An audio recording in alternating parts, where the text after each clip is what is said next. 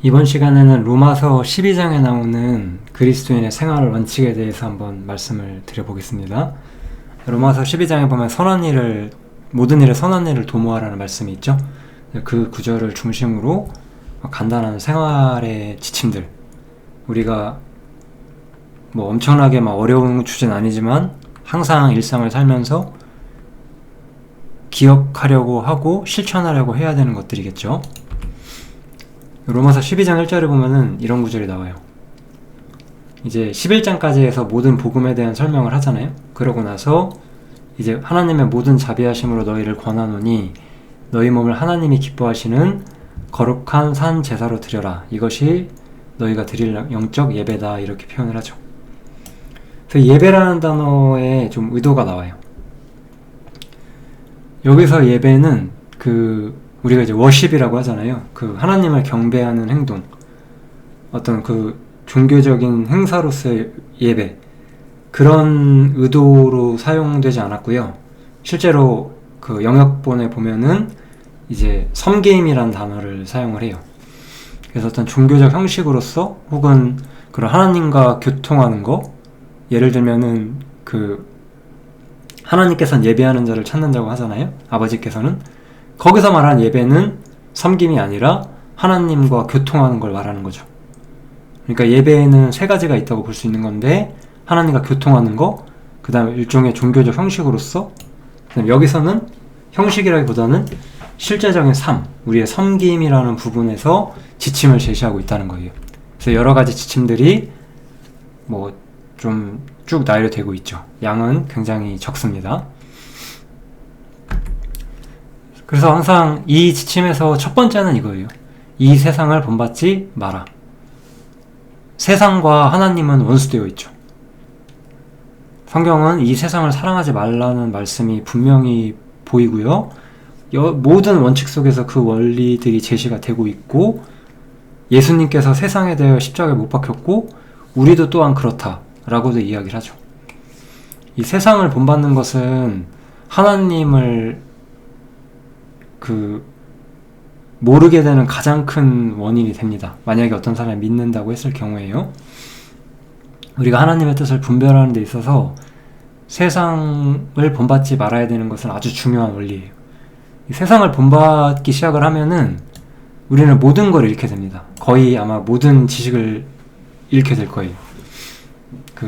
온전한 분별을 할 수가 없습니다. 그래서 하나님의 선하시고 기뻐하시고 온전하신 뜻이 무엇인지를 분별하는 데 있어서 이 본받지 않는 부분이 아주 중요하다, 이렇게 생각을 해주시면 좋겠습니다. 그 다음에 사랑에 거짓이 없나니 악을 미워하고 선에 속하라, 이렇게 말을 하죠. 그래서 요거는 조금 더 정확히 표현을 하면은 거짓 없이 사랑을 실천하라는 의도로 사용이 되었어요. 그러니까 거짓이 없는 삶의 자세로 사랑을 실천하라는 의도가 나오는 거고요. 그래서 그 원칙으로서 악을 미워하는 것과 선에 속해야 한다라고 말을 하죠. 사랑과 선은 사실 하나의 선상에 있는 거예요. 하나님 보시기에는.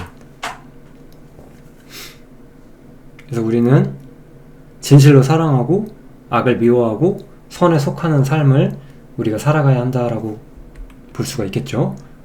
이렇게 사는 게 어렵죠. 이걸 우리가 항상 마음에 두고 일상을 살면서 세상 속에서 어떻게 우리가 빛으로 나타내야 할지를 생각하면서 살아가는 거겠죠. 사랑과 선을 실천하는 것은 그래서 어떤 것들이 있느냐, 형제를 사랑하는 것. 여기서 말하는 형제는 그리스도인 형제를 말하는 거겠죠. 그리고 서로 우애하고 존경하고, 형제 사랑이 가장 먼저 제시가 되고 있어요. 그리고 부지런하여 게으르지 말고 열심을 품고 주를 섬겨라. 그래서 주님에 대한 섬김도 분명하게 견고하게 제시가 되어 있어요. 이것도 사랑이며 선이라고 생각을 해요. 우리 시편 같은 데 보면, 그리고 이제 로마서 같은 거나 여러 서신들을 보면 이런 게 나와요. 어떤 신자가 하나님을 열심히 섬길 때 그것을 사도 바울이 기뻐하고 다윗도 그런 것들의 아름다움을 자신이 기뻐했다라고 말하죠.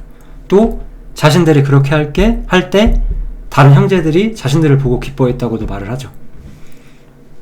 그러니까 열심을 품고 주를 섬기는 것은 형제를 사랑하고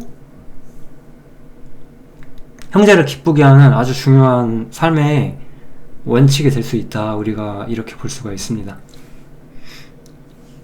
그래서 형제를 사랑하고 서로 존경하고 서로 우애를 베푸는 것이 중요하다고 제시가 되고 있죠.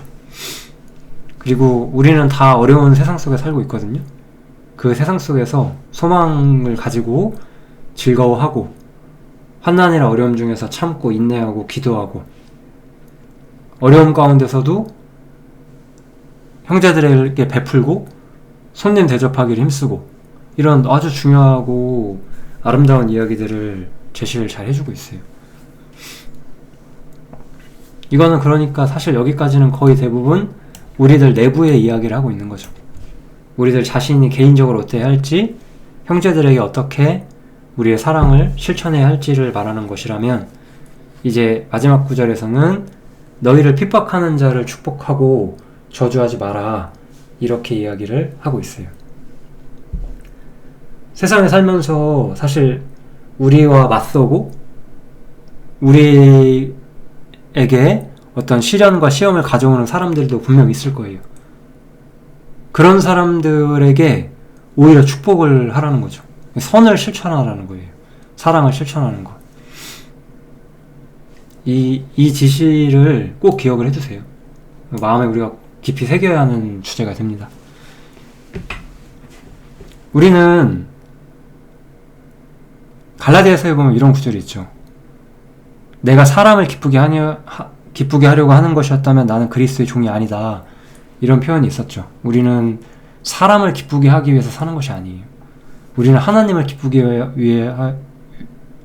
하기 위해 사는 것이고, 그런 맥락 속에서 우리를 핍박하는 자, 우리를 힘들게 하는 자들조차도 축복하는 것이 바로 하나님을 기쁘시게 하는 길이 될 수가 있는 거죠. 이런 부분도 우리가 꼭 기억해 주시면 좋을 것 같고요. 겸손은 언제나 우리한테는 가장 중요한 거예요.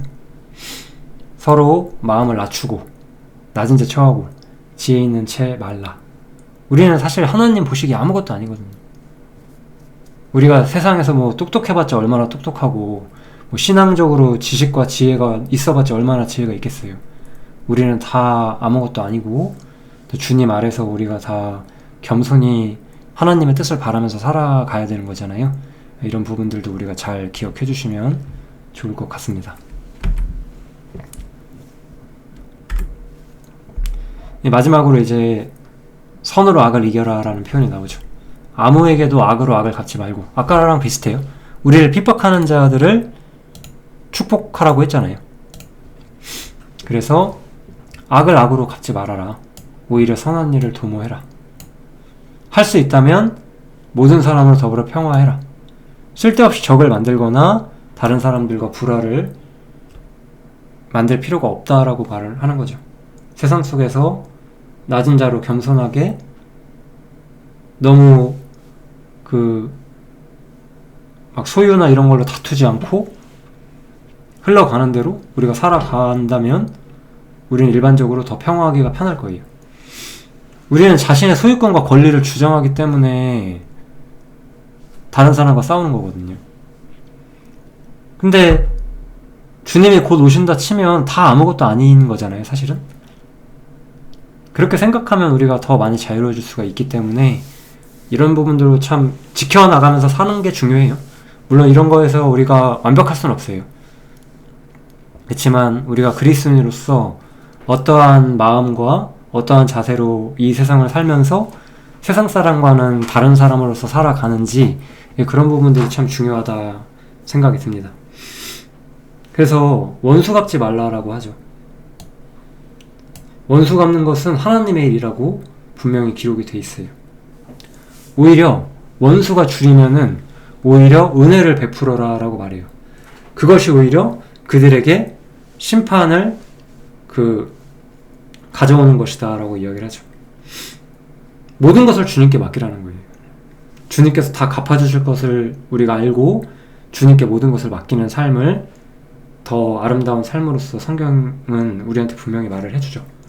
로마서 12장은 이런 이야기들을 하고 있는 말씀들이에요. 선한 일을 도모하는 것.